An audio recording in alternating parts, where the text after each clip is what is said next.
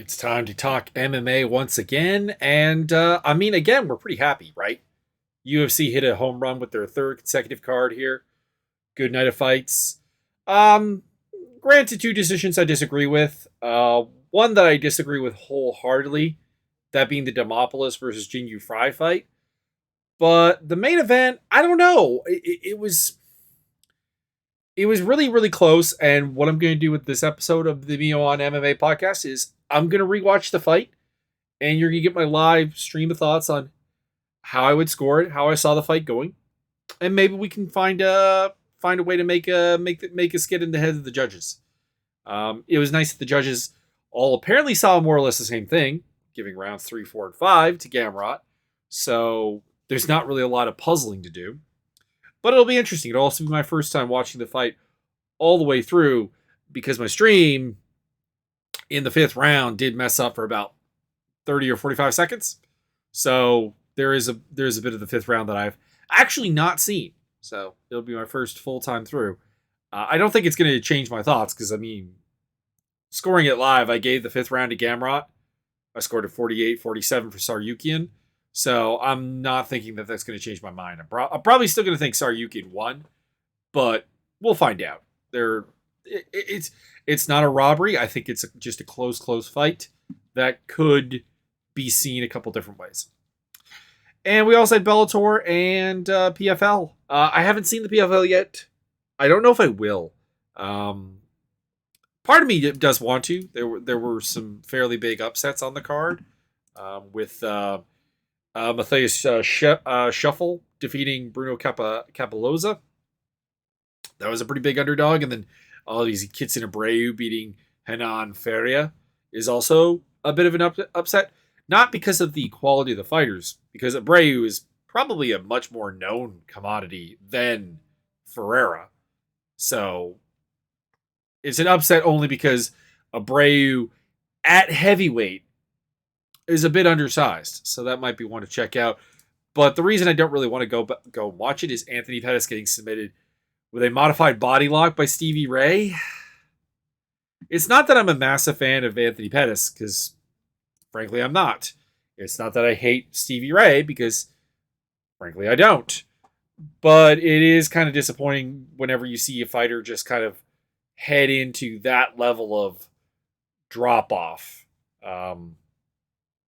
That like they're really shouldn't have, they're coming into that fight was not a way for me to ponder Stevie Ray winning that fight by stoppage. Like there's always been that way to be Anthony Pettis, which is to pressure him, to bring good footwork against him and a wrestling game, and kind of smother his offense, which definitely was something I could have seen Ray doing. But to actually get the finish, I don't know. Something tells me I'm just going to get sad watching that fight. So I haven't yet. So I'm not going to talk much more about that. But I did watch the Bellator card. And of course, the big thing here was Johnny Eblen beating Gegard Mousasi. In some ways, I think it was it's something we've seen from Mousasi before. It's the fact that Mousasi doesn't really adapt tremendously well to a fight. He comes in with a game plan, and it's usually the right game plan, and he rides it to victory. He builds on a couple of things and gets there, usually the jab, and makes it happen.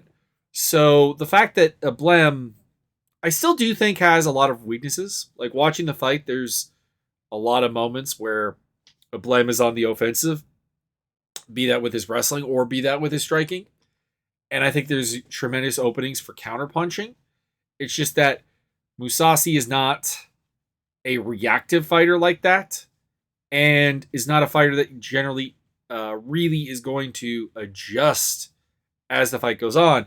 He clearly had the thoughts of, I'm a superior outside striker, I'm going to establish my jab, and I'm going to follow it up, and everything's going to build off that. So when Eblen, through a combination of forward pressure and his own surprising explosiveness and speed, was able to largely neutralize Gegard's jab, it kind of shut down the entire game. So it's an incredibly good win. It's the best win you can get outside of the UFC in the middleweight division, because Mousasi is the best middleweight coming to that night outside of the UFC. I don't know. It still leaves me with a lot of questions for Eblen. Just because you beat Mousasi in a manner that I've seen it done before. Essentially, it's a combination of the King Mo way of beating him, and also to a degree the way Lyoto Machida beat him. And now it's kind of, what do you do after this? Now Eblen is obviously undefeated. He's looked very, very, very impressive. But John Salter at the same time is his second biggest victory. So I don't really know where to put him in my power rankings of middleweights. And the problem, of course, is going to be that, like, what else is there for him to fight in Bellator? Like, without going to the UFC, what can he do? Because the next best middleweight in that division or in Bellator is probably still someone like Austin Vanderford, who Mousasi handled pretty damn easily. And on top of that, they're training partners, I do believe. So theoretically, he's not going to be terribly interested in that fight. But still, it was a hell of a win. I think he got 50-45s across the board. There was a round, I want to say it was the second round, but I could be wrong, that I thought Mousasi did edge out, but not by any significant level. I think you can give all 5 rounds to Eblen, and it's a perfectly fine scorecard. And then Danny Sabatello beat Leandro Higo. Is it just me? Like, am I alone on this and thinking that Danny Sabatello is like super cocky, aggressive, trash talking style just does not in any way suit how he fights? Like, is this not like the most Sean Strickland level of the bark not really matching the bite? And this is not me saying Sabatello is a bad fighter, because he's not. He's got an excellent wrestling game. He's got good takedowns, pretty athletic, does implement a striking game that is married fairly well to his wrestling. Like, he's a legitimate threat. I think he's going to lose to Rafael Stots, but he's a legitimate fighter. Like, he's a legitimate top end bantamweight. It's just that, like, looking at him cutting promos, like, I'm going to go in there, I'm going to rip him limb for limb, I'm going to take him apart, I'm going to destroy him. And it's just like, my guy, you're like John Fitch with athleticism. Like, I don't know what to tell you here. Like, you're going to do, you're going to win, but you're going to do absolutely none of that.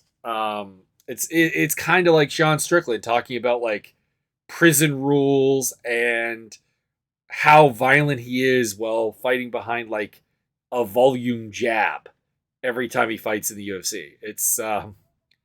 There's just a disconnect there that I find really, really amusing. The trash talk between him and Rafael Stots, that should be fun.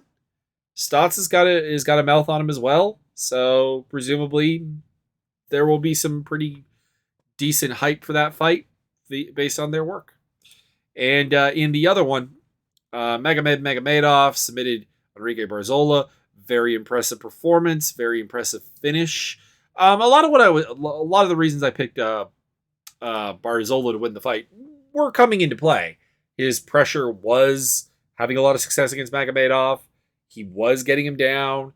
He was getting some dominant positions. He was doing very well. He was doing legitimately very well. But then he got submitted there. So Magomedov moves on to the final 4.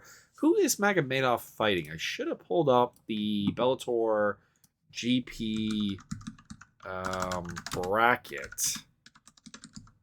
Let me do that. So Higo and Sabatello fought. Yeah, okay. So it's going to be Stots versus Sabatello, and it's going to be Magomedov versus Patchy Mix. Right. They said that. I am taking Patchy Mix and Stots to win those fights. I just think that the physicality of Patchy Mix is really, really, really impressive. He has a height that I just don't think you can really, frankly, I don't think you can really prepare for it. And he brings a physicality that is way more than I think what Barzola brought. And Barzola, like I said, was having some success. Like, Patchy Mix is not the same fighter. He's not as good at pressuring as Barzola is, but incredibly physically strong guy, incredibly physically talented guy, should be able to get the job done, but we will see. Magomedov is a very nuanced and dangerous fighter. So, yeah. Brendan Ward beat Cassius Kane. Not much to say about that fight, really. The only thing I will say is that, like, I don't know, like, Ward felt the need to, like, justify his spot on the main card. And I get it. He was fighting an opponent that was essentially just there to lose to him. And that's kind of why I thought that, like, his argument is just weak. He's like, I finished my meal. I finished my fights. And it's like, yeah, but you're also being set up to finish the fights. Like, you're an A side that they're, for lack of a better term, padding. Like, there's not anything about Cassius Kane that actually really challenges Brendan Ward. Like, that's the thing, is it's not that Brendan Ward doesn't belong on a main card. It's that at the end of the day, is there really any value in this fight being on the main card? But, I mean, perhaps there is. And there was some other interesting stuff elsewhere. Lucas Brennan won. Kilis Moda defeated Dan Moret. That's pretty impressive. He might be someone to keep an eye on. Kat Zingano won. Brent Primus lost to Alexander Shalib. So that's pretty surprising and interesting. Anatoly Tarkov won. Sabah Hamasi won. Alejandro Lara lost to Ilara Yoan. That's not a fight that really does anything good. And my Canadian boys, Aaron Jeffrey and Mandel Nalo, both won. So, all in all, a pretty good night of action and a nice compendium to the UFC card, which I'm not going to say every fight was great, because you're going to hear me completely roast the heavyweight fight. And you're going to hear me completely roast the Frey versus Demopoulos, both the decision and the fight itself, and both fighters. So there are things I'm not super happy about the card, but a lot of stuff delivered, and we had some star-making performances like if you're not excited to see Tsarukyan and Gamrot in their next fights, I don't know what to tell you. If you're not excited to see Rachmanov in his next fight, I don't know what to tell you, because those were excellent performances that delivered a lot. And I thought Diego Moses was pretty good. Umar Nurmagomedov could have done more against Nate Maness, but still good. And I thought Chris Curtis versus Ronaldo Vieira was actually a really promising performance for both guys. So yeah, it delivered quite well. Let's get into the main event rewatch here. So for those who weren't here when I did the Tyler Santos versus Valentina Shevchenko rewatch, I was going to take a drink here. Getting serious dry mouth. I'm going to watch the fight and I'm going to try and score it. Now, to refresh everyone on what I believe to be the stated criteria and my understanding of the criteria for scoring fights is we are emphasizing damage first, and then you have the effective striking and grappling, the control, and if we get really, really, really, really, really desperate, like we're really splitting hairs, we get into like aggression. I'm hoping I never have to score a round based on aggression, but at the same time, it kind of did come up with the Rose Namajunas Carlos Esparza fight a couple times, so there is definitely a fight that can make that happen. I am watching on Fight Pass. You're not going to be able to hear the fight. You're just going to get my sort of play-by-play and running thoughts on the matter. Again, I scored the fight 1, 2, 4 for Tsarukyan. I gave 3 and 5 to Gamrot. We're going to see if any of that changes here. And then we're also going to look at the fight stats, because, again, you cannot judge a fight based on the stats on paper. You just can't. But you can use UFC stats to reinforce ideas. Like if you come out of a round and you feel that fighter A outstruck fighter B and it's a matter of volume, you can go and refer to that and see what it is. So I don't want to poison myself by looking at them right now, but we're gonna roll here and see what happens, if anything, that makes me change my mind on things. So here we go. If you want to watch along with me, I'm paused at 0 seconds on Fight Pass. you can pause the podcast and come in with me and we can watch it together. So 3, 2, 1, go. Okay. I always fail to remember that Tsarukyan's pretty damn short. Like that he's 5'7". I don't know what it is. I legitimately don't know what it is that makes me not remember or realize this. There's like a mental block there that just doesn't come through. All right. So buffer with the introductions.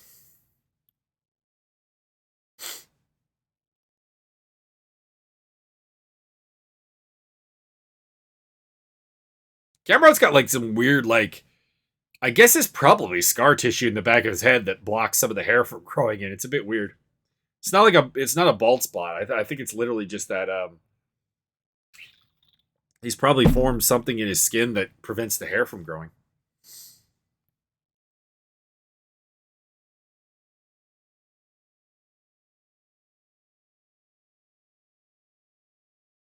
I guess I should say I don't follow Zane Simon stated this logic, and it used to be a thing that you score around based on the dominant realm it's fought in. Like so, like for example, if a round is predominantly striking, you're scoring the striking versus the grappling. I don't obey that as a rule, but obviously, if there's more grappling, there's going to be a more weighted scoring to the grappling if there is not significant damage. And I do consider crushing control. And when I say that, I mean really putting the weight on him and working in some ground and pound to be damaging. It's a distinctly unpleasant experience if you've ever had somebody do that to you, and it absolutely does damage. It doesn't have the same kind of visible impact as getting punched in the face or getting kicked in the head or getting kicked in the body or whatever. And it probably isn't entirely commensurate, but you can get damage for grappling. And otherwise, with this damage-based scoring system, grappling becomes completely useless unless you get the finish, which I don't think is the intent of the scoring. So we're getting the final. We're getting. I really should have just had it at the start of the first round. My apologies. I think in the future I'll have gone through and skipped through the intro, so to speak. But we're about to start here. Here we go. Herzog gonna call start to the action. I think it's Herzog is the ref. Yeah, it's Herzog. And here we go. Okay.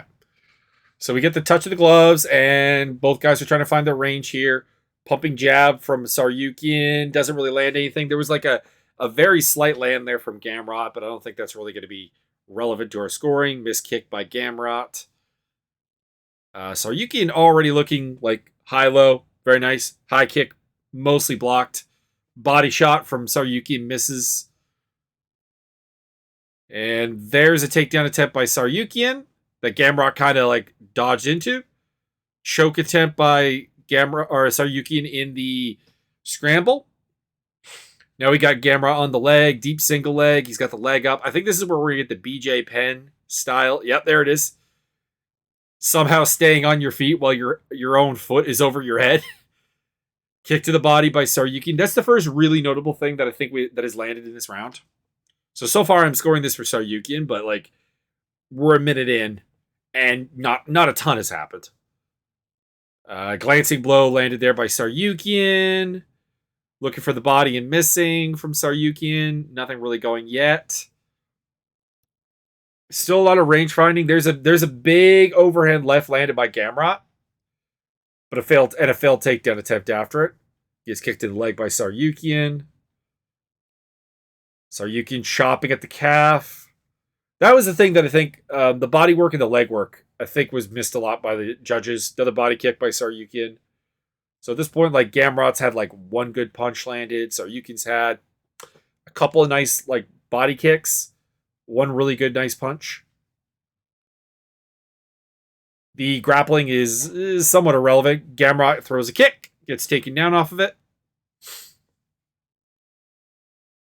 I think he'll get right back up here, though. He's basically in a position to wall walk here if he can get his legs freed. Tsarukyan could get the back from here, too, as well, though. So there is that. Elbow by Gamrot. Rolling through to try to go for a leg. Still kind of stuck, but gets back on his feet. Rolls for the leg again, and okay, that worked out. It's actually, now he's got back control against Tsarukyan. Nice Granby roll. I also like that the commentary for this card was way sharper from a scoring standpoint. The whole making them go to a judging seminar, I think, was a good idea. We got people working. We got work against Cage here. Gamrot has the control here. He's winning this exchange, but he's not doing any damage. Again, the capital D damage, that's what we're looking for as a primary scoring criteria.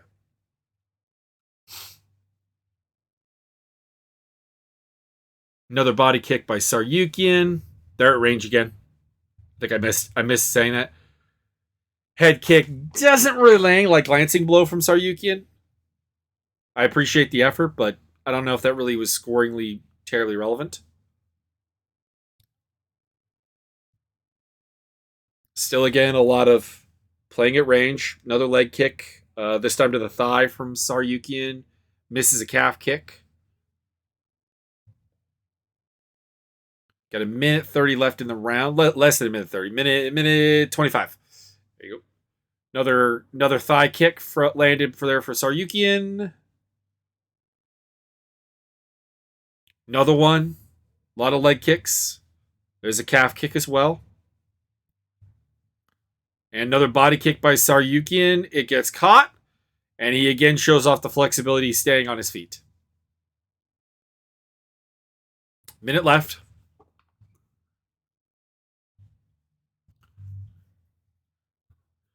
Gamrot's throwing a fair bit, but like it's not landing. It's falling short. So it's not scoring relevant. And there's a little bit of that from Tsarukyan as well. There we go. Little two-piece combo by Gamrot, but he eats a big kick to the body again. That was a big one, too. That was a proper big one. Another one thrown. That one's off the arm. Calf kick by Gamrot. Doesn't really... Not much of a calf kick. Not great contact.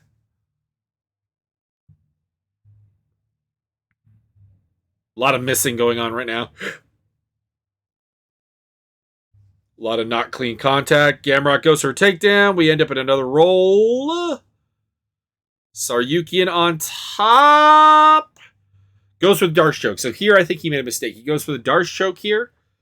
And with 10 seconds left, I think it would have been better just to punch Gamrot. Tsarukyan 10-9 in the first round. I thought he landed the better shots. I think he landed more shots. We'll check the UFC stats afterwards to verify that, but I'm pretty sure he landed more. A lot of what Gamrot threw landed short.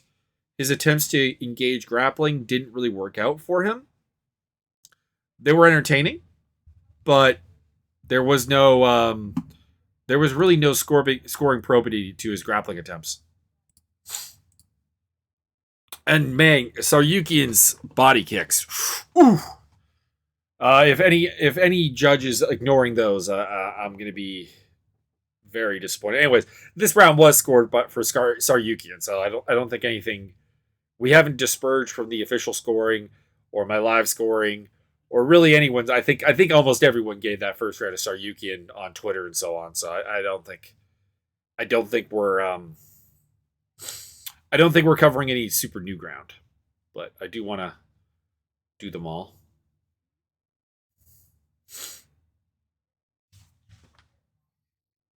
The whole making them stand outside the inner octagon is just weird because they so often don't actually end up, like both of them were violating the inner octagon there.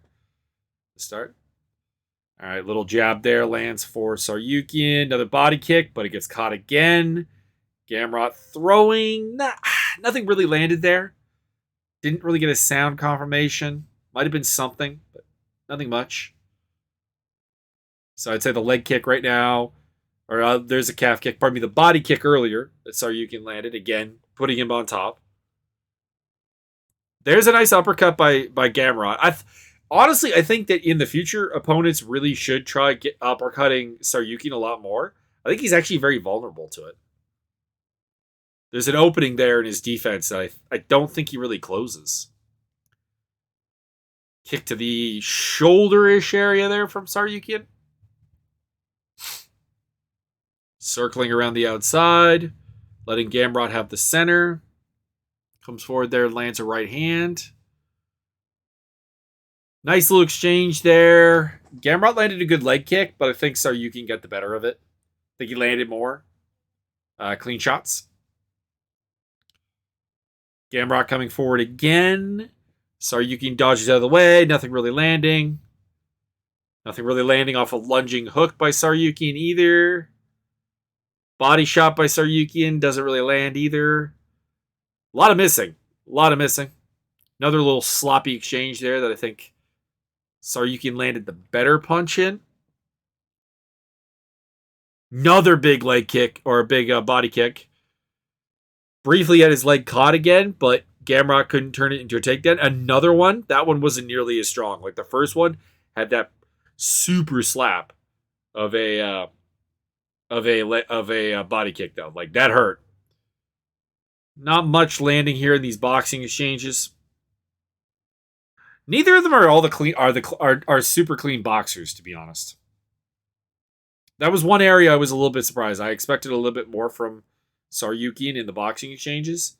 He didn't really ever deliver it. Tsarukyan shoots in for a single leg.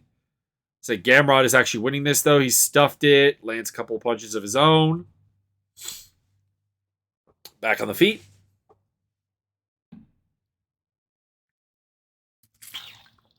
Take a drink.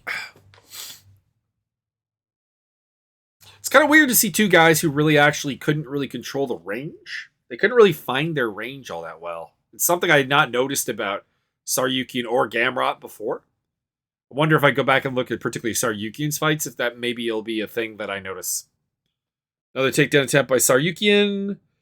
Gamrot reverses, puts him on his back briefly. We have the both of them trying to whizzer each other, maybe translation into a key lock or a shoulder wreath.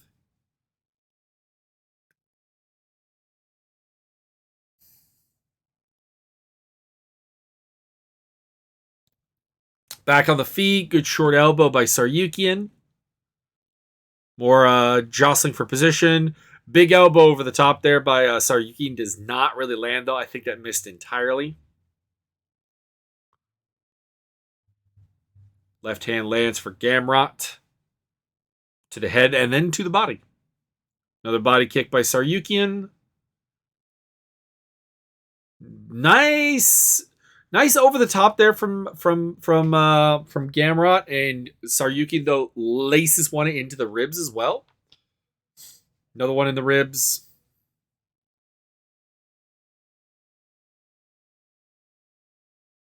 Another body kick by Tsarukyan. Less than a minute to go in the round. I've got Tsarukyan leading. Again, just a little bit more, little bit better, little cleaner.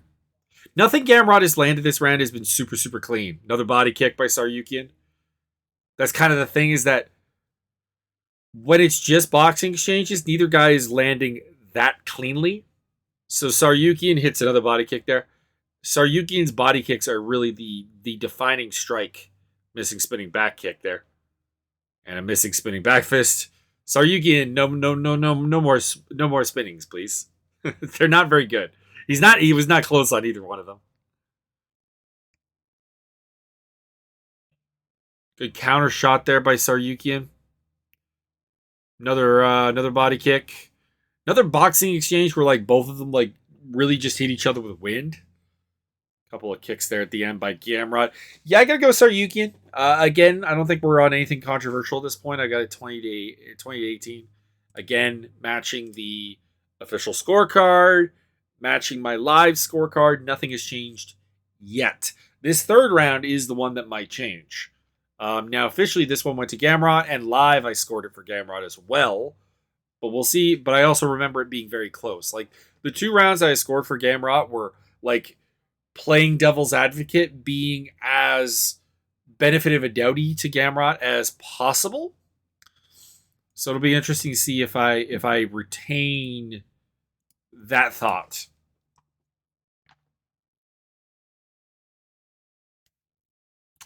But the grappling hasn't really done much. It's, to me, the defining thing of the first 2 rounds was the body kicks and the leg kicks of Tsarukyan. They were the cleanest, most damaging things landed in the fight up until this point.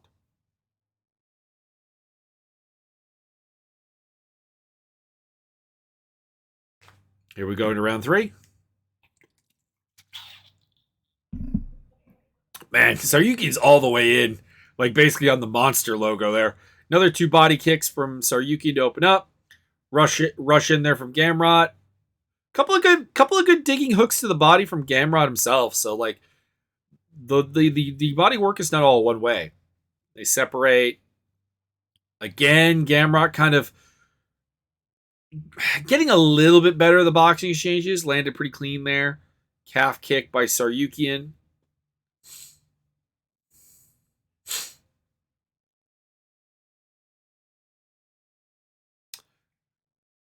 I will say this. When Tsarukyan dashes forward, he's not really achieving a ton, which is a bit concerning for a guy who's 5'7". He just completely miffed a boxing combination right there. And like Gamrot is not a super elusive striker. So that is a little bit concerning. That like when Gamrot rushes forward, he's doing a better job of it. Ooh, clubbing blow to the temple there by Tsarukyan. Very nice. We're in a takedown exchange again. Tsarukyan escapes. Pretty even round so far.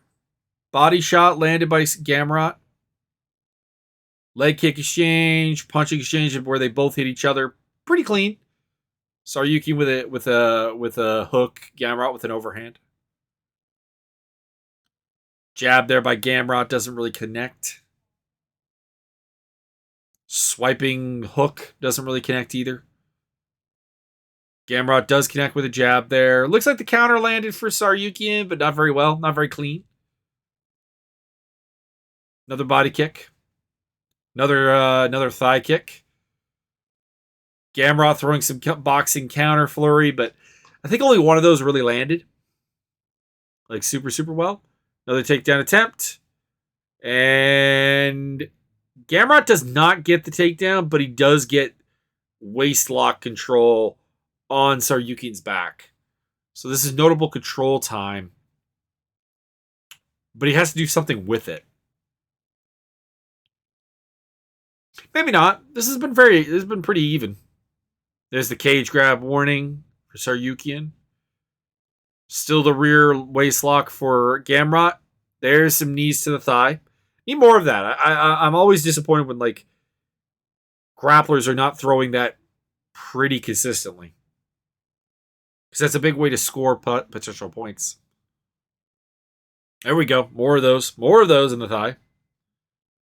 Kind of in the side and the back of the thigh. And he does get him down. Gamrot with one hook in.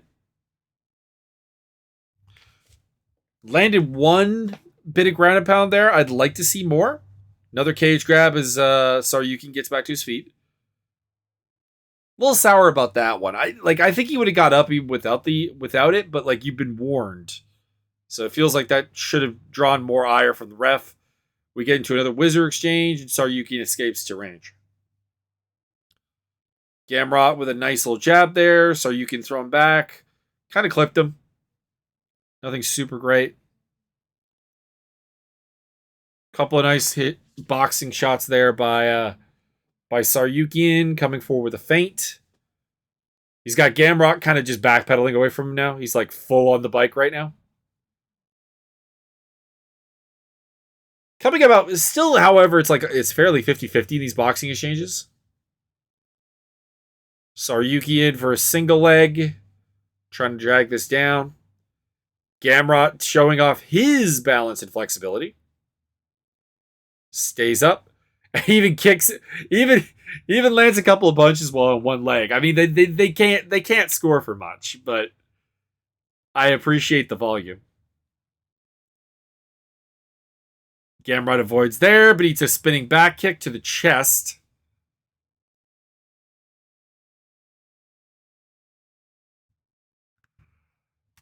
Good little right hand there by Gamrot, but Tsarukyan responds. Big miss by Tsarukyan as well, though. They clinch up. We get a knee from Tsarukyan. They break pretty quickly. Another body kick for Tsarukyan.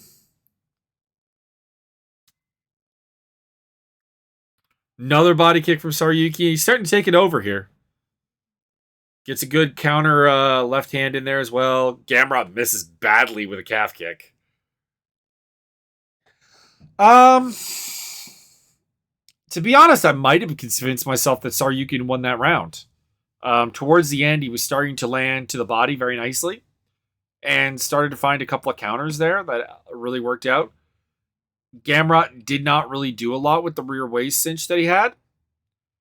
Not a lot of ground and pound was landed. Wasn't really a submission attempt. There was like a little bit of crushing control there for like maybe 10 seconds.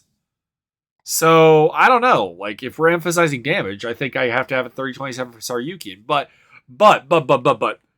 unlike the first two rounds, I think Gamrot actually did achieve some things in the third round. So, I'm not super angry with the idea that Gamrot would have won that round. But, like, 29-28 or 30-27 Tsarukyan heading into the fourth. So this is probably going to be the defining round here. Because this is the round I scored for Tsarukyan that the judges gave to Gamrot, which is this fourth round right here. So chances are, this is the one that I need to see something from Gamrot that I missed live. And we'll find out. Both guys landing with the landing there. Left hand for Gamrot, or right hand for Gamrot, left hand for Tsarukyan. Gamrot goes in for the takedown. Brief threat of a guillotine, nothing really going there. Underhook dug in there for Tsarukyan. Get Aaron Bronstetter, who puts up, he's got a 30-27. Can't disagree. I think at this point, as long as you have Tsarukyan up, and you're not getting into like 10-8 rounds, because there's not been a 10-8 round at all, it's a perfectly viable scorecard. A lot of resetting. So they have it here. Gamrot's landed more to the head, but way less to the body. And the leg strikes are also favoring Tsarukyan. I think that's a generous number for Gamrot. I don't feel like I've seen 30 plus head strikes landed by him. There's a lot of non-clean stuff there that maybe they counted. I don't know.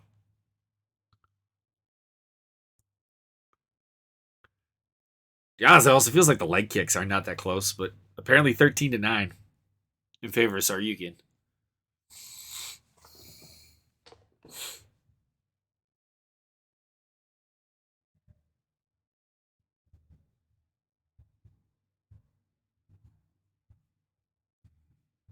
Not much in the way of dominance being done here. Like, there's exchanges that are very 50-50 going on right now. Oh! Knocked down with the spinning back fist. Now, I will say that you could consider that a slip. He was kind of off balance when that landed, and he doesn't seem all that hurt. But still, it's the most significant strike of the round. And we're on the ground with Tsarukyan in control. He's got the front headlock position right now. Gamrot's got a single leg, basically. And okay. Gamrot powers through. Gets out of the bad spot, and now he has rear race lock control again.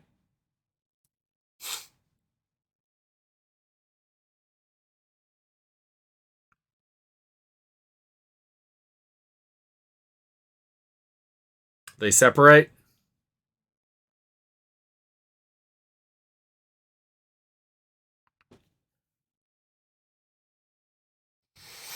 See what Gamrot can do here, because I have him losing. Like, even if you don't consider that the spinning back fist to be a drop, I think you have to have him behind right now. Tsarukyan lands a good left hand to the head, kind of to the ear area.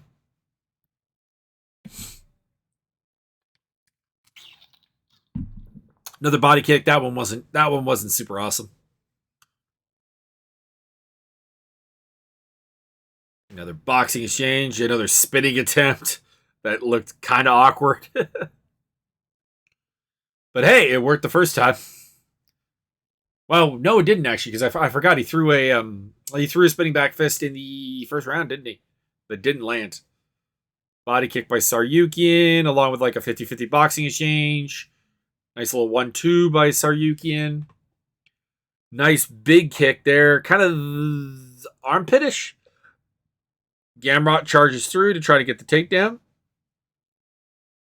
Has him up against the cage. Down on one knee. There we are, trying to go for the rear waist cinch. Gamrot in control, but again, not really doing a lot with it. Drags him down. He even gets one hook in. It's about the most dominant spot that he's had.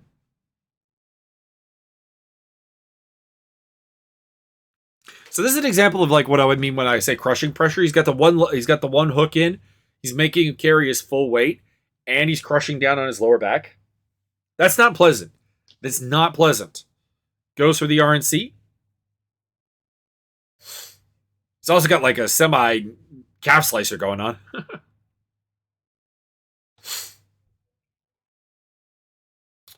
Rear naked is escaped. Tsarukyan gets his back up against the cage. He's trying to stand up. Landing some shots to the body here from his back. Round's going to come to an end here. I don't hate Gamrot winning that round. I really don't. He had some good work with the groundwork towards the end. The boxing felt very 50-50, and I don't think that the spinning back fist was a proper knock down, or if he was just off balance and it's kind of like a knockdown slip. But I did still score it for Tsarukyan, and I've got him up 39 to 37 as a result. So even assuming I give the fifth round to Gamrot, I'm going to feel like Tsarukyan won this fight. But let's talk about this real quick. Gamrot winning is maybe not the worst thing in the world. Tsarukyan's got a lot of time. Gamrot kind of needs it more right now. And I do kind of want to see Gamrot in some bigger high-profile fights. So there is that hope, I guess. So fifth round, here we go. This is the first time I'll be watching it uninterrupted because the stream live last night did get interrupted. And I lost about 30 to 45 seconds. Here we go. Felder says he's got a 2-2. I don't hate it. Again, I can see the third and fourth going to Gamrot.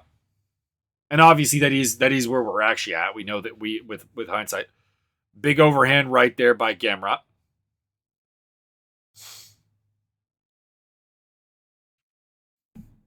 Leg kick by Tsarukyan. Gamrot gets dropped. That one is a slip. That wasn't even the strongest calf kick he's landed. I think that was just good timing. Another calf kick by Tsarukyan.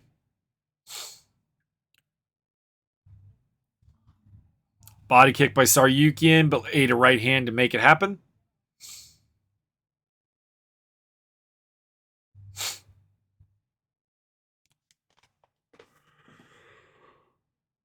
Ooh, Tsarukyan immediately goes for a takedown after his corner asked him not to.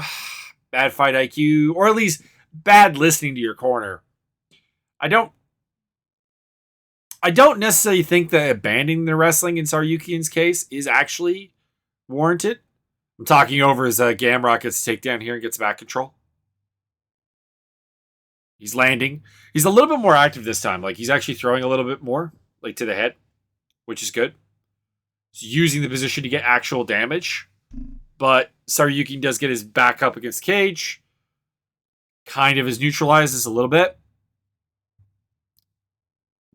Mostly just a control position here for Gamrot right now. He's not doing a lot offensively. It was like maybe two little pitter patter ground and pound shots landed there. There's another one. More active than he was previously, though. I will say that. And I was barbecuing Tsarukyan's fight IQ there for a second. I have to say the same here, kind of. Like, if you're Gamrot, you should know that, like, you're not going to hold him down. So when you get that kind of position, like, just go. Like, even if he gets up 30 seconds quicker, just unload on him a little bit. Like, make some damage count. Spinning back fist attempt by Tsarukyan. They got back up, by the way. And now we got this almost electric chair position that Gamrot had there for a second. And they separate, and Tsarukyan lands a good punch to the head and mostly blocked a body kick. Body kick attempt by Tsarukyan. Gamrot countered that with a pretty big left hand. Pumping jab by Tsarukyan, and Gamrot counters with a thudding right. Another low kick there from Tsarukyan. That was to the calf. Final 2 minutes of the fight. I have Gamrot winning this round. So far. Not necessarily for what he's doing. It's just that Tsarukyan has not done a ton of damage this round. Gamrot goes for a takedown. Tsarukyan defends well. Big sprawl. Heavy sprawl. Thinking about a choke, maybe? It's not really nothing really there. I much like in the first round, I'd give up on it here and start unloading. That would be probably the better option. Like, Gamrot's going to try and suck you back into the grappling, sure. But at least make him work for it. Another body kick. Big shot over the top. 6 strikes. They got a 21-7 in the fourth round for Tsarukyan, and that's making it really hard to score that round for Gamrot. Like, that's a lot of volume. Unless you believe Gamrot is getting way better shots in here, and I don't.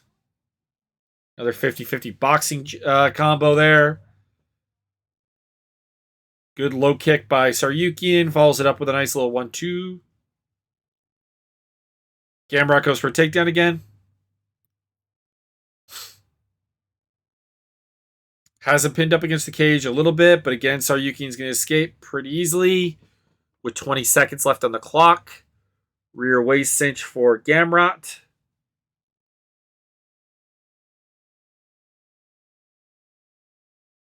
Ten seconds. And actually, Tsarukyan ends up on top, landing punches to the body. As we hit the finals. I don't need to hear the decision read again.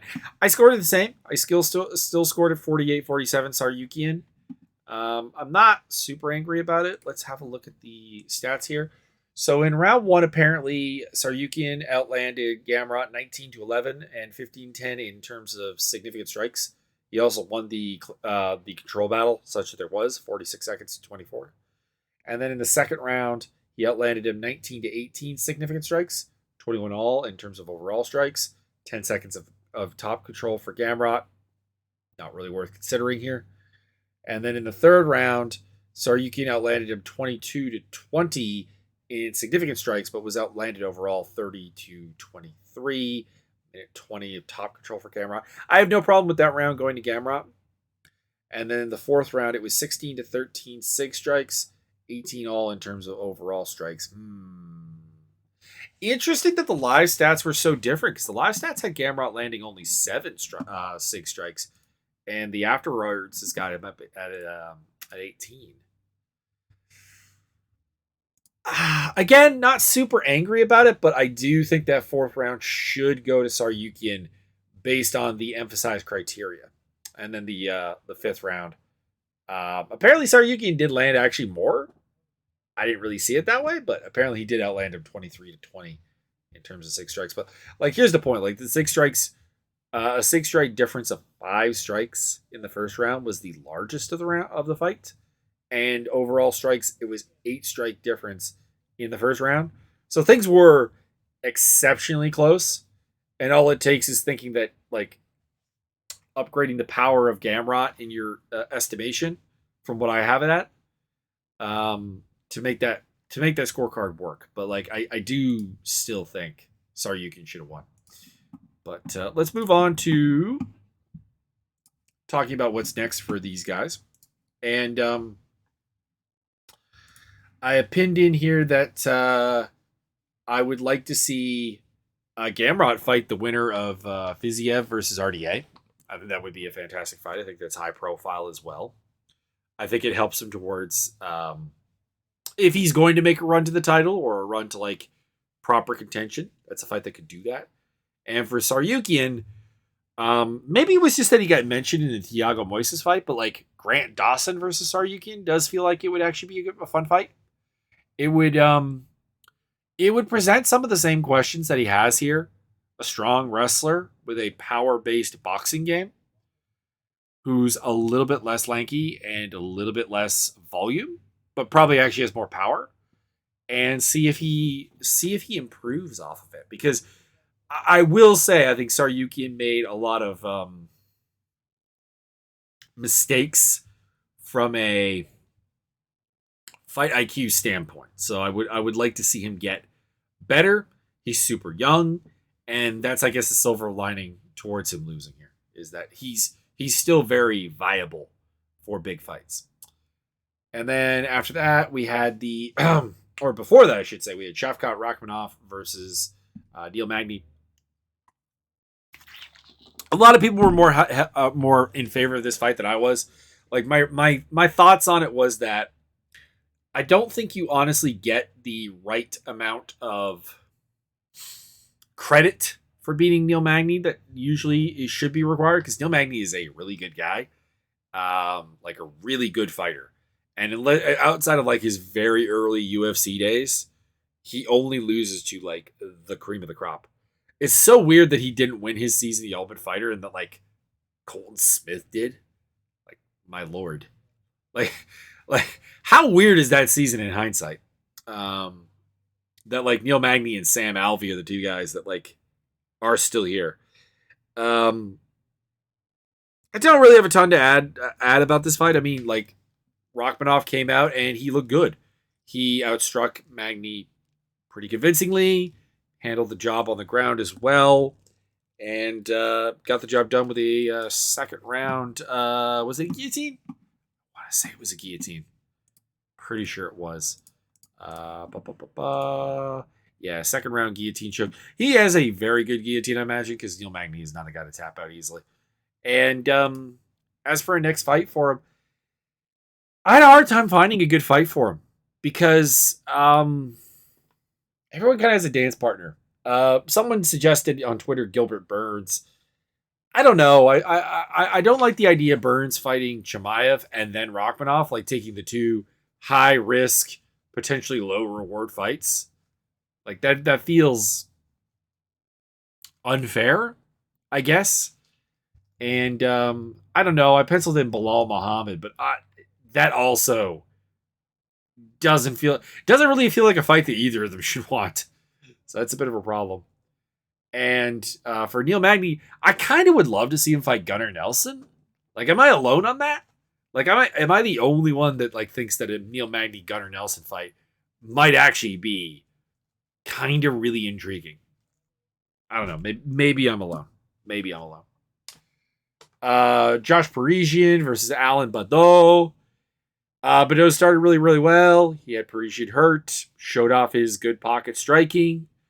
But he also showed off the core problem to his game, which is at heavyweight, you're going to deal with a lot of people who are exceedingly tough. And if you're Badeau, you don't have a counter wrestling game in the clinch, you're just going to kind of get smashed into, taken down, or like partially got down. And because you also don't really have a great defensive ground game, you're kind of going to get pounded on. And that's exactly what happened here. Like, it essentially, Parisian did what Parker Porter did to him. And he stopped him in the second round, which was kind of a mercy stoppage, so we don't have to say it. see that. And all right, so someone is like, Mike really doesn't like um, heavyweight fights, and I mean, one, there is some truth to that. I think the heavyweight division outside of in men's MMA, anyways, is the least talent rich division. And the only thing cool is that we get a lot of big knockouts from it, but we don't always get those. And my other problem is that the UFC tends to put them very, very high. And I'm a stickler for like actual card structure. I want there to be a logic, a rhyme to why a card is built the way that it is. And they keep just sticking like random heavyweight fights, these co-mains or third fight from the top or fourth fight from the top, like a relatively pristine position. And also it's near the end of the night. This is a fight I remember as the fights go off the air. And I don't care where either guy goes. I don't. Badeau will probably be cut.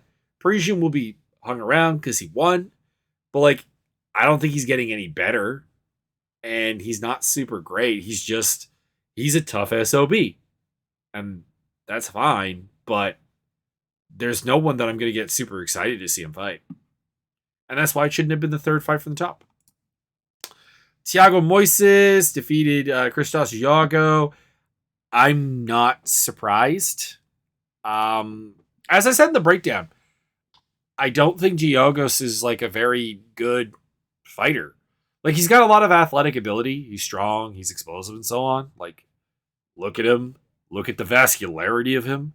He's definitely in phenomenal shape.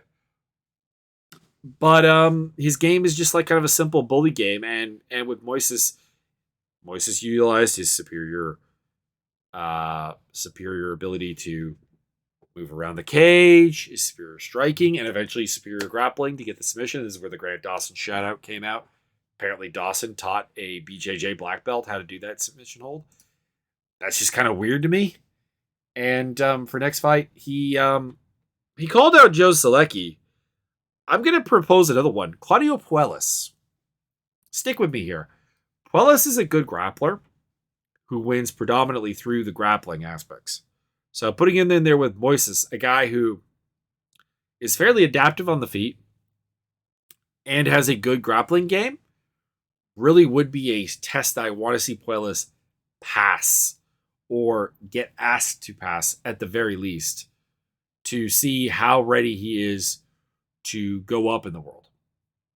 And what is his ceiling? Where is his maximum? I'm very intrigued by that. And for Giagos, I don't really have a lot of... I penciled in Matt Frivola, not for really any other reason other than, like, it's a fun fight. And I kind of want to see it. I'm not, like, dying to see it. It's not on my wish list. But, it's a cool fight that should be intriguing. And earlier, I don't have much to say about Umar Nurmagomedov versus Nate Maness. Nurmagomedov went out there and did what he did and dominated the fight. The 2 10-8 rounds was a adventurous call. I do like it. I've said this. I want more 10-8s, so I'm not gonna harsh on it. But they did feel like kind of like slightly weird 10-8s given how other fights of a similar nature have been scored. So I will say that. But fight didn't really do anything in terms of proving anything for me when it comes to him, because Maness is like tailor-made to lose to Nurmagomedov. And he did. Didn't really hurt Maness really all that much. I got Maness against the loser of Romanov and Ronnie Lawrence. It's an interesting enough fight. And Umar Nurmagomedov, I have Douglas Da Silva to Andrade if he beats Saeed Nurmagomedov, just because, might as well go with like that family rivalry thing. Like, you have beaten my, I think Saeed's his cousin. You have beaten my cousin. Prepare to die. Otherwise, I don't know. You could go really high up, I guess, and get really intriguing with like. Let me pull up the rankings here real quick, because Umar is probably ready for like a proper rankings fight, and I guess you could do you could go really high up and just like say, you know what, the loser of Dominic Cruz versus Yadong Song, the winner of Sean O'Malley and Pedro Munoz, the winner of Jack Shore and Ricky Simone. Actually, I like that fight. Do that one. Jack Shore versus Ricky Simone winner. You could also do like Kyler Phillips. So like, there's a lot of it. There's a lot of options here. We're not exactly hurting for them in this sense. Chris Curtis. I'm going to put some respect on Chris Curtis's name. I remember watching him, like regionally speaking, just get like kind of taken down a lot, and it did not happen here. Now, I think part of that is that realistically speaking, and people were making a big deal about him like going 26 for 26 on takedown defense. I think that like people are going a little ham on that, to be honest, because like I don't really remember Phil Haas trying to take him down. I could be wrong on this. Did Phil Haas really try to take him down a whole bunch? Yeah, okay, he did go 0 for 3. He did go 0 for 3. How much of that was after he got hurt, though? And I want to say Brendan Allen went 0 for 3 as well, right? Yeah. So he had stuff 3 takedowns from Phil Haas, who's a good wrestler. He had stuff 3 takedowns from Brendan Allen, who's not terrible at getting takedowns, but like Brendan Allen's success with wrestling has been people who don't disengage with him more so than actually imposing a wrestling game on them, if that makes any sense. But so I don't know. I thought Vieira would be able to get him down. I thought Vieira would be able to grapple him, and he just didn't. He just didn't. That being said, Vieira looked actually pretty comfortable on the feet, and he didn't gas, so that's good. And Curtis got a solid win. He moves up in the world, and I'm stoked to see him fight more, because as much as I keep picking against him, number one, I really like him. Number two, he's really exciting. Like, even in losses, I think he's going to be an exciting fighter. And you can do that. What about the winner of, like, Uriah Hall versus Andre Muniz? That could be, especially if it's Hall, I think that could be really fun. And for Vieira, twofold thing. I kind of want to see him fight Kyle Daukaus, because in Daukaus's case, I really want to see Daukaus fight someone who's a definitively better grappler and kind of like right the past mistakes against Brendan Allen. So like see if his fight IQ will allow him to fight a smart game against Vieira. And in Vieira's case, you have a guy who is a reasonably good striker, but not necessarily super powerful for him to continue his developing striking game against. And a guy who is definitely a good wrestler and good grappler. So it's going to make him work on that, because that was the one thing, is that like his striking and his grappling are very unmarried right now. Like when he was going for a takedown, there were so many tells in terms of like body language and everything that it was, not to take anything away from Chris Curtis's takedown defense, but it was pretty easy to see them coming and get ready for them. So there's that. And then we had Carlos Ulberg versus Tafon Nchukwu. A lot of people are like really, really high on Ulberg off of this fight. I'm not really. Don't get me wrong. Like, he knocked a dude out, but like Nchukwu's chin is starting to become really questionable.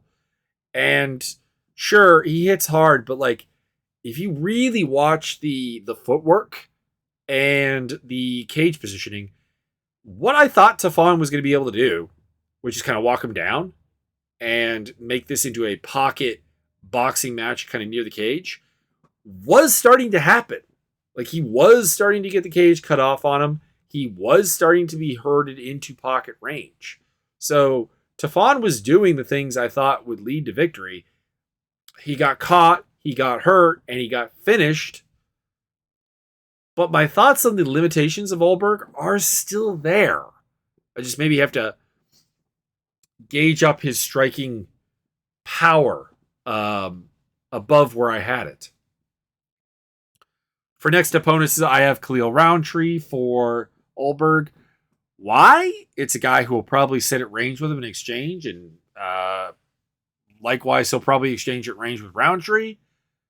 Just seems like a really fun fight, even if it's not one that proves anything about either guy. And for in Chukwe, I put Ed Herman in because Ed Herman is a pretty good pocket boxer and clincher.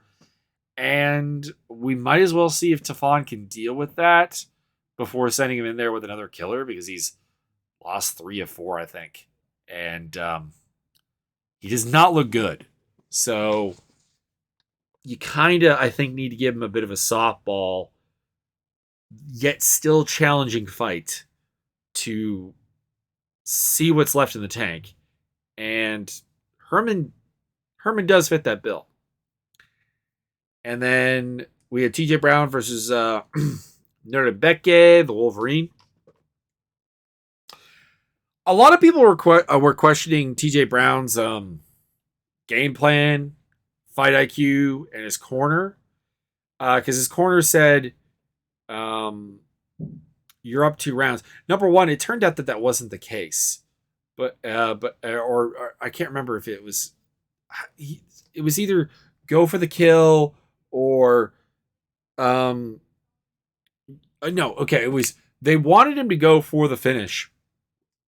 And someone was like, but the media has Brown up. I'm like, number one, it turns out or that it was a draw fight heading into third, and like the third round could be won and win the fight.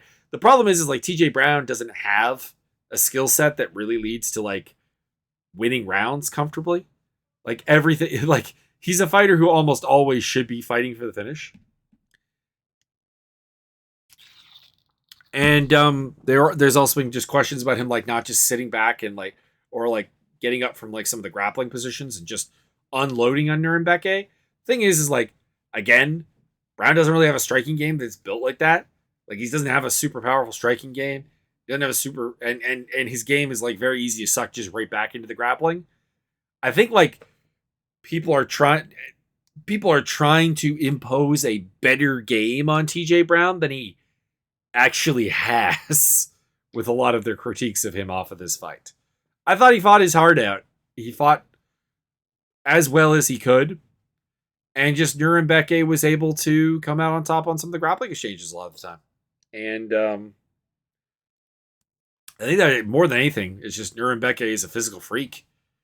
And at the same time, I still have so many questions about him being just like absolutely clunky as all heck. And I don't know how far that goes. For next opponents, I put Mike Trisano down for TJ Brown.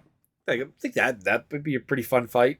2 guys who are similarly physically limited to a certain degree, kind of want to do similar things. Should just be a good scrap.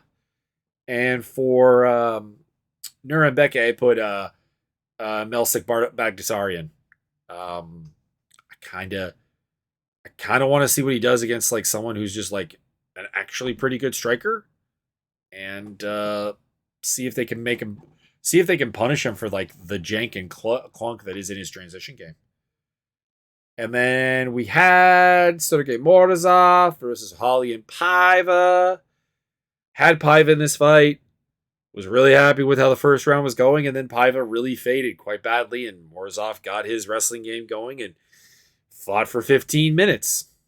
Something we hadn't really seen him do. Like, he kind of faded against Douglas Da Silva Andrade, and this time it was his turn to take advantage of someone's gas tank waning. I still have incredible doubts on him. He still fights like a guy who has way more physicality than he actually does. Like, way more athletic ability. But hey, he won. Let him have his moment. And for some reason, I want to see him fight Julio Arce. I don't really know why. Honestly don't really know why. And for Paiva, Trevin Jones. Just a fun kind of like, who's going to stay around kind of fight. And I think it'd be pretty interesting to go with. Then Cody Durden destroyed JP Bays. Or JP Bays. I don't really have much to say about this other than Bays doesn't have a lot of physicality to his game.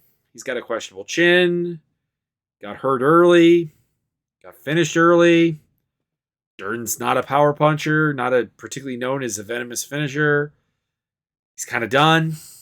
And I don't want to say that because dude's got some problems in life. And having to like rethink his career probably isn't very high on that list as like a good thing to be doing right now.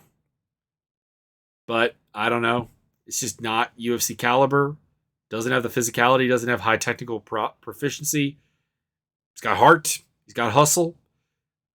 He's got okay fight IQ, I guess. But like you can't be getting hurt like this at flyweight and expect it to work. Durden versus Vergara might be a good fight for like a future fight. Mario Bautista versus Brian Keller, and I was shocked that people were like giving me a hassle for picking Bautista in this fight because Kelleher is really open to getting into all kinds of trouble. Now I thought it would be more on the feet than it would be on the ground, but they're both there. Like he fights with as a guy, particularly early in fights, who isn't terribly comfortable in the fight and has no real mind for defense. Like it's a very, very offense first at the expense of his defense. And eventually Bautista got his back, got his neck, and it was kind of weird because Kelleher didn't look like he knew what he was doing, really. He wasn't really hand fighting the way that he probably should have been for the rear naked choke defense. And Bautista gets the job done, gets the win, and I can see either of these guys fighting Timur Valiev or either of these guys fighting Alatang Haili in the next fight. And that would be pretty good. This was, is a good performance for Bautista. Gets him a proper name on his resume, and hopefully people stop overlooking him, or like, hey, keep overlooking him, and I can make that money. Vanessa Demopoulos versus Jinyu Frey. All right, so I disagree with the decision here. Let's pull up the fight stats. Somebody said that they thought Demopoulos hits harder than Frey, and if that is your point of view, you could possibly score this fight for Demopoulos. But here's the deal. Frey landed more volume significantly and overall in both the first and the second round. Demopoulos' takedown led to a whopping 35 seconds of essentially nothing. There is no way she won either of the first two rounds. Now, somebody did say, well, Frey didn't really win those rounds, and I'm okay with that.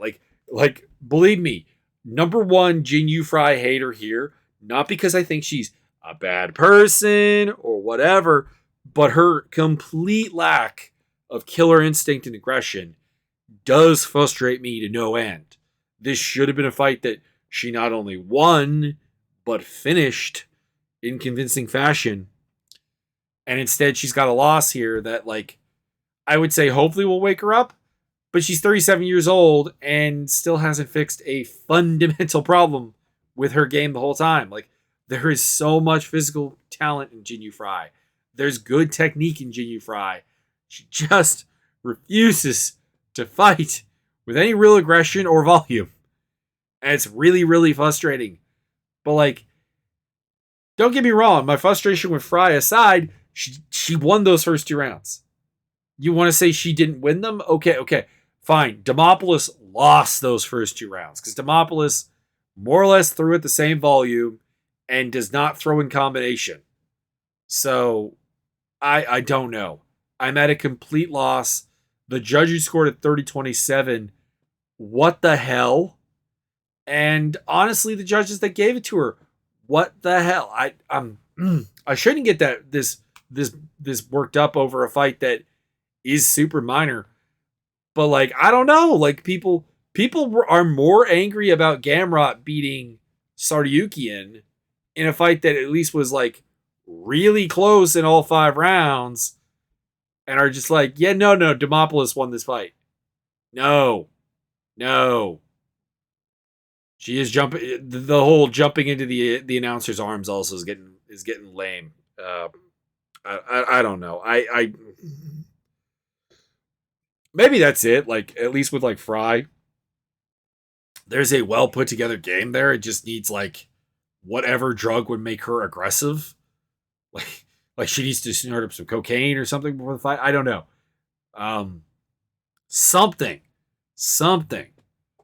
Just feel I'm frustrated on multiple levels. Like Frey should have been way better, and I'm frustrated the decision was wrong. Anyways, that's the fight card. It was a good one, despite my end anger here. But realistically, that and the heavyweight fight are the only ones I like really did not care for. So there's that. We got UFC 276 coming up along with PFL 6. What's on the PFL 6 here? Anything good? Kayla Harrison, Caitlin Young, Rory McDonald's, Sadabu Sai, Ray Cooper the third versus Brett Cooper. That's fun. Magomed Magakirov, Kiramov versus Al Zaffarino. That's fine. It's not great. Anytime we get the women's 155 tournament, it's gonna be a bit weak because the fighters just outside of Kayla Harrison and I guess Larissa Perchenko are not great, and that takes up like half the card, I guess, in a nutshell. So I mean, it's not amazing. And then for UFC 276. Of course, amazing card. Adesanya versus Cannonier. Volkanovski versus Holloway 3. Strickland versus Pahea is interesting. Munoz versus O'Malley is interesting. Really looking forward to Riddell Turner. Really looking forward to Lawler Barberena. Looking forward to Hall versus Muniz, although I think it's going to be a janky fight. Jessica I and Macy Barber is a fight that I was asking for some time. So that's pretty cool. Tavares and Duplessis is also pretty interesting as well. And hopefully Jessica Rose Clark shows way better fight